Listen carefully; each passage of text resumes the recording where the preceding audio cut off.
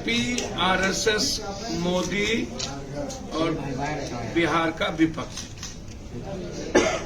ये सबसे बड़ा संकट मुद्दों पर, इशू पर, आम आदमी के जन पर, सवाल पर इस कंट्री में, देश में कभी बात नहीं होती है।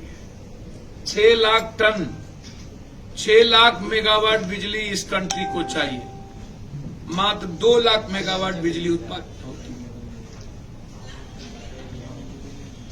8 घंटा, 9, 7 घंटा, 6 घंटा से ज्यादा बिजली उत्तर प्रदेश और बीजेपी शासित राज्यों में नहीं है।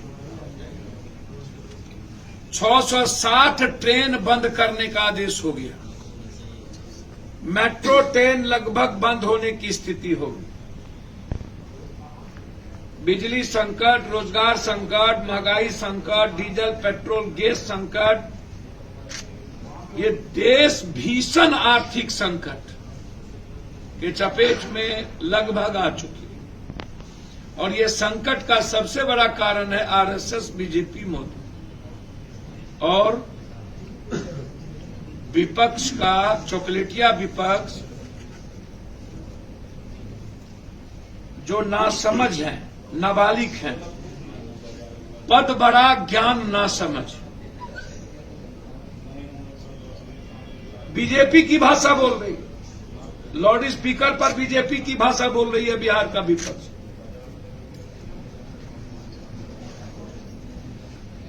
अरे लाउड स्पीकर न अजान से समस्या है, न हनुमान चालीसा और न रामधुन से। लाउड स्पीकर के ये आपको नमाज का वक्त हो गया,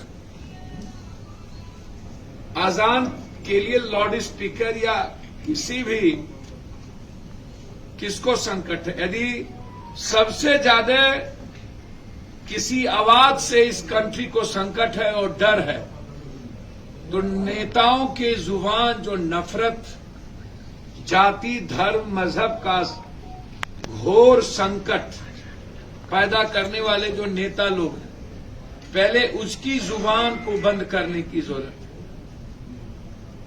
नेताओं पर आचार संहिता लगाने की जरूरत है। नेताओं की सदस्यता रद्द करने की जरूरत है। जो किसी जाति को, जो किसी मजहब को, जो किसी धर्म को, जो किसी समाज को गाली देता हो या उससे नफरत पैदा करता हो, उससे इस देश को संकट है और देश खतरे में है। अजान और मंदिरों के मंदिर, बस हनुमान मंदिर से और चालीसा से कोई मतलब नहीं है, ये आप समझ लीजिए। ये हमें जीने का फ्रीडम दीजिए ना, दूसरों की जिंदगी में दखल ना दे।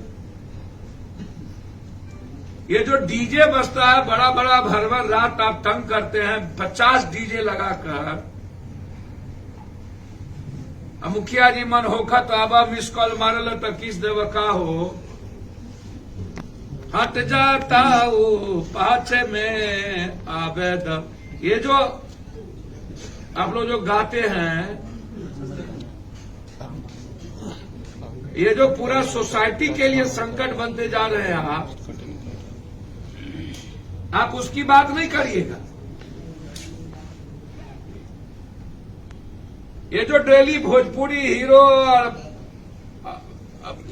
कौन कौन गाली गलौज कर रहा है, समाज उससे दूषित हो रहा है, बैन करिए ऐसे लोगों पर।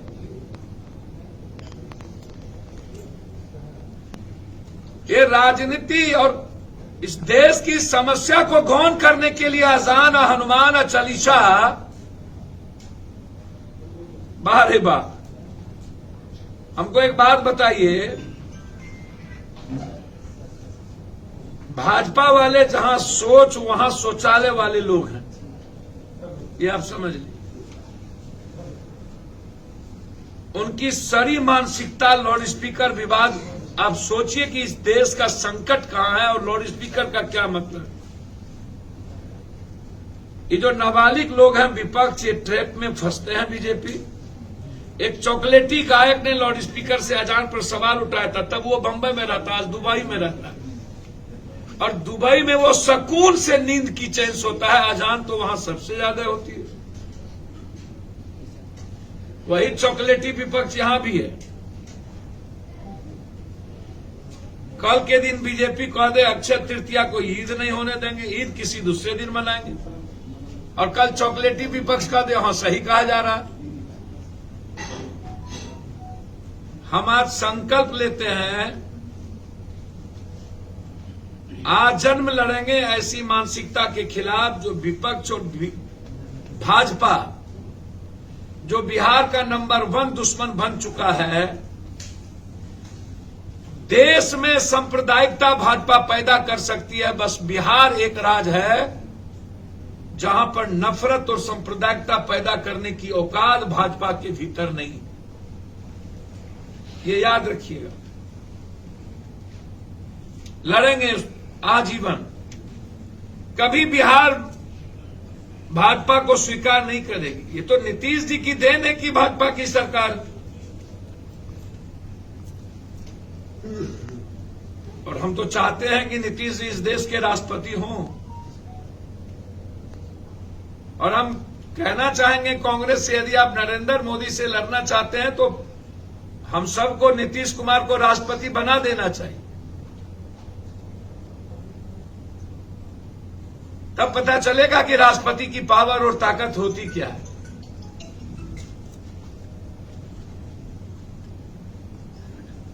स्वीकार कर लेना चाहिए। नीतीश, मैंने पहले भी कहा था कि नीतीश कुमार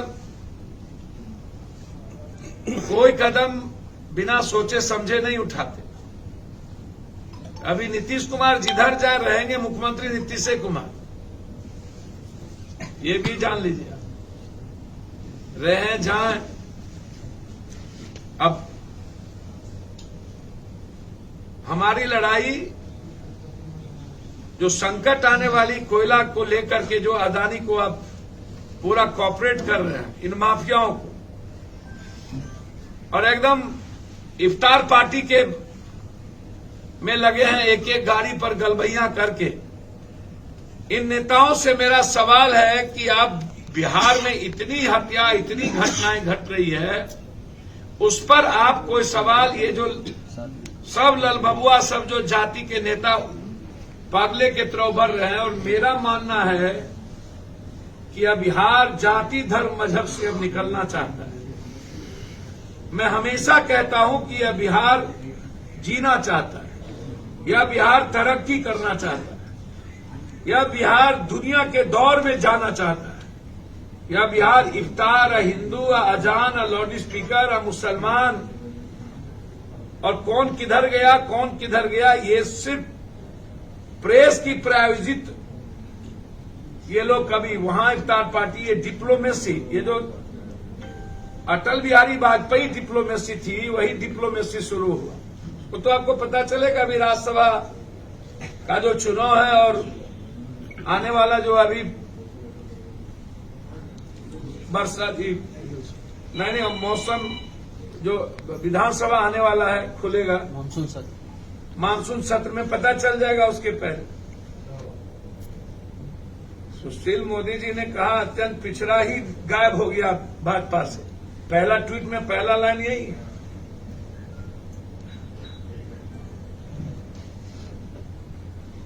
अरे भाई, भाजपा को स्वीकार करना होगा तो नित्यानंद यादव को काहे स्वीकार, कोई यादव को काहे स्वीकार करे। उनकी जो मानसिकता है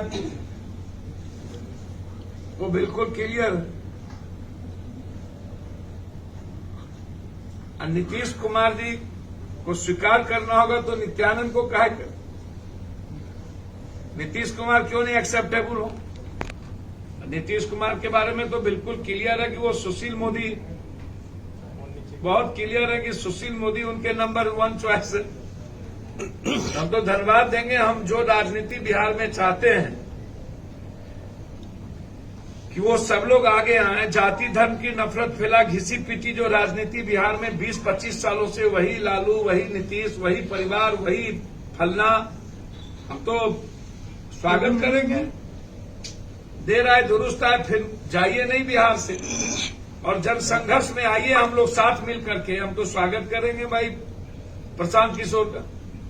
एक नई राजनीति की शुरुआत, यानी सही मामले में की दिक्कत तो है, ये दिल्ली तो है नहीं, आपको लंबा संघर्ष करना पड़ेगा। यहां तो जाति का समीकरण बड़ा घालमेल और तालमेल है।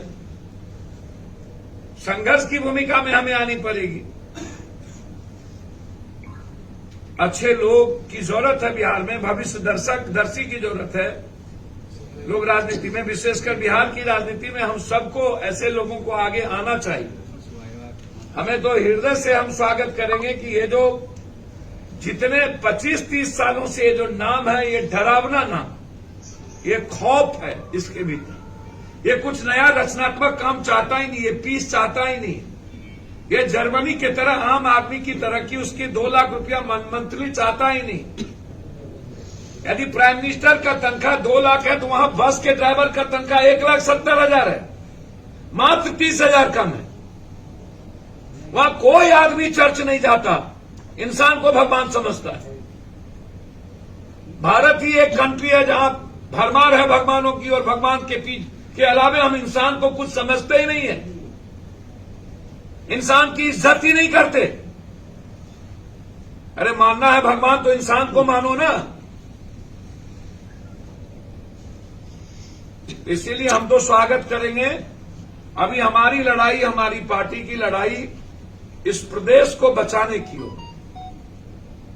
इस प्रदेश में अच्छे लोगों को राजनीति में कैसे लाया जाए और इन माफिया और अपराधियों और नेताओं और पदाधिकारियों के गठबंधन के नेक्सस को कैसे खत्म किया जाए,